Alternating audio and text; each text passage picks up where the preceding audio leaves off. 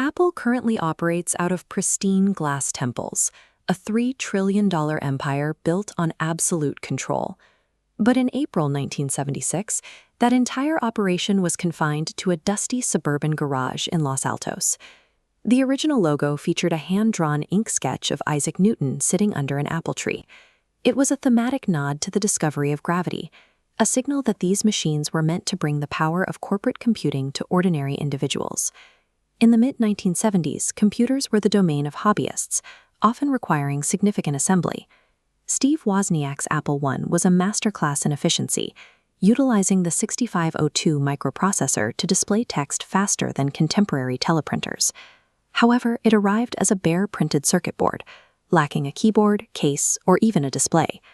Close inspection of surviving boards reveals a level of uniformity that refutes the story of hand soldering in a garage.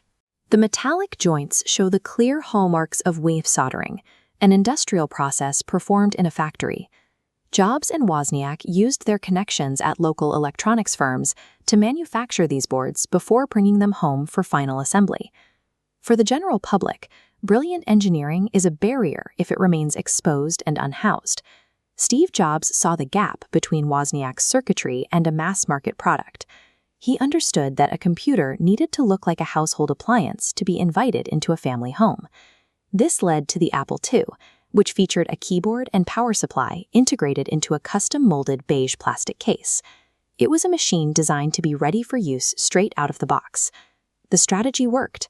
Sales to small businesses and schools surged, fueled by the first spreadsheet, VisiCalc. By 1980, the company went public, turning a garage startup into a billion-dollar corporation. Success came from acting as an editorial filter, translating complex, raw technology into a package that everyday consumers could actually use.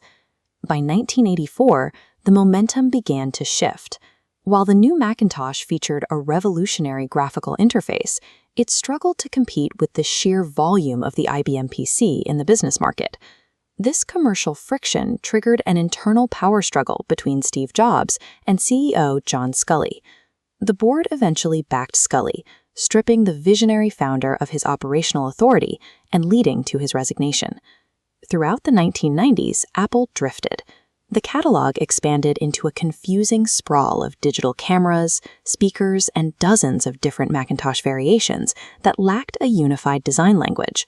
As Microsoft's Windows dominated the industry, this chart tracks Apple's financial collapse, cash reserves plummeting towards zero. The confusion was internal, too. Maintaining overlapping product lines like the Performa and Quadra alienated customers and forced Apple's own decisions to compete against each other.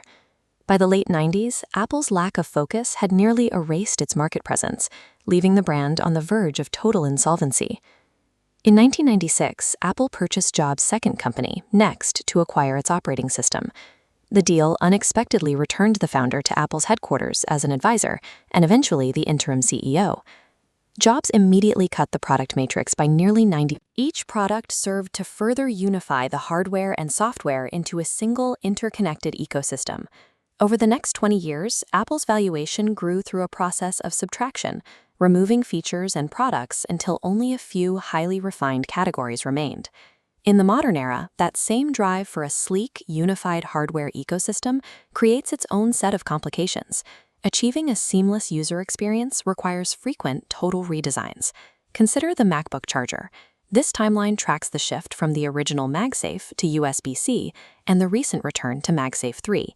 Each transition created a massive wave of electronic waste as millions of older accessories became obsolete.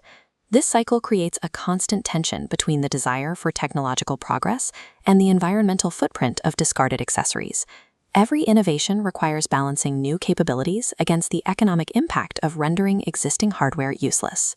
As physical hardware reaches its limits, Apple has shifted its focus to abstract policies. They have integrated privacy protections directly into the core design of their software, framing it as a non-negotiable feature for the user. 50 years after the first exposed circuit boards left the garage, Apple's primary product is a philosophy that prioritizes a simplified, protected user experience above all else.